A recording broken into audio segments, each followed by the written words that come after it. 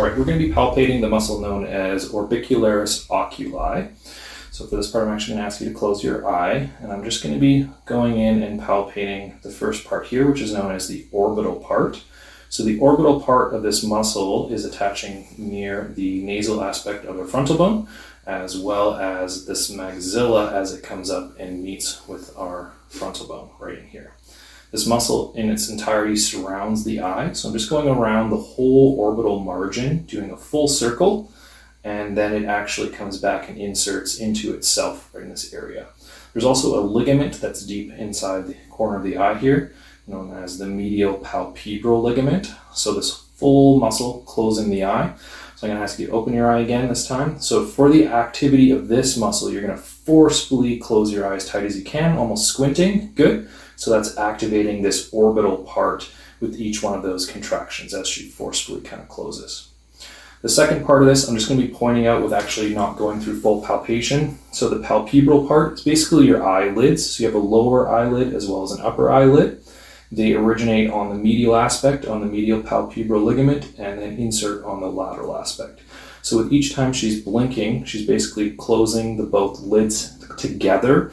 You see more movement from the upper portion of it, so that would be the upper part of this palpebral part, but the lower eyelid also closes as well. We will not be palpating this.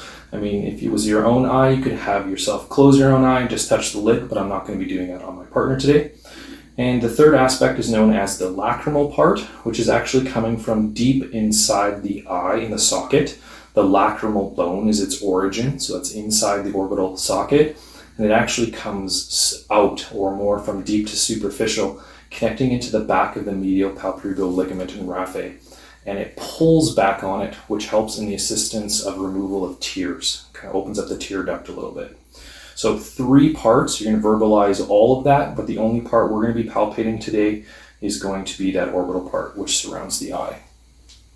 All 3 parts of this muscle are innervated by the facial nerve. We're going to be palpating the muscle known as Corrugator Supercilii. So I'm going to be palpating in the eyebrow region here. And just above the orbital margin, I'm just going to go in and palpate up and down. And there's a ridge in here. This ridge is known as the superciliary ridge or arch.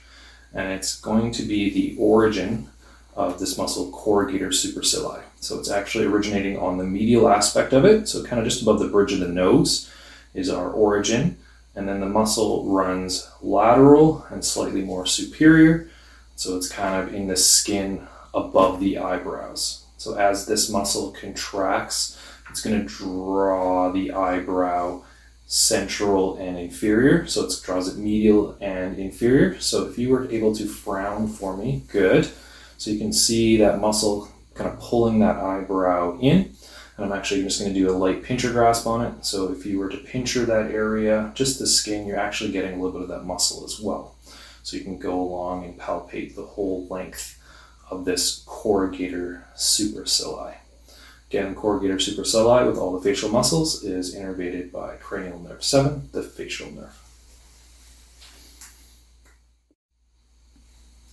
We're going to be palpating a muscle in between the eyebrows known as Procerus. So Procerus, in conjunction with Corrugator Supercilii, tend to move the eyebrows as well as kind of the skin in and around the area. So this muscle, Procerus, is originating just over top of the nasal bone. So some texts will say the nasal bone and others will say the skin and fascia superficial to it. And so we have a kind of a lower origin, and the insertion of it is superior to that. And kind of where I am in this case is medial to the eyebrows. So we're starting on the bridge of the nose and palpating up and kind of in between those eyebrows. So the skin and fascia between the eyebrows and over top of the frontal bone. Because it's skin and fascia on both attachments, it basically kind of wrinkles and creates these transverse ridges at the bridge of the nose. So just as she's doing right there, we kind of see that skin start to kind of fold there.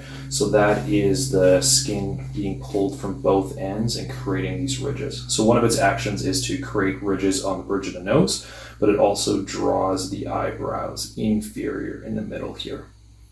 Okay, so that is our O and I. And as I'm pinching kind of the bridge of the nose here, I am technically getting both of them, so depending if you wanted to stay on just one side or the other side, or kind of more of a bilateral palpation of Procerus. It'd be pretty hard to distinguish exactly where the line is between the two of them.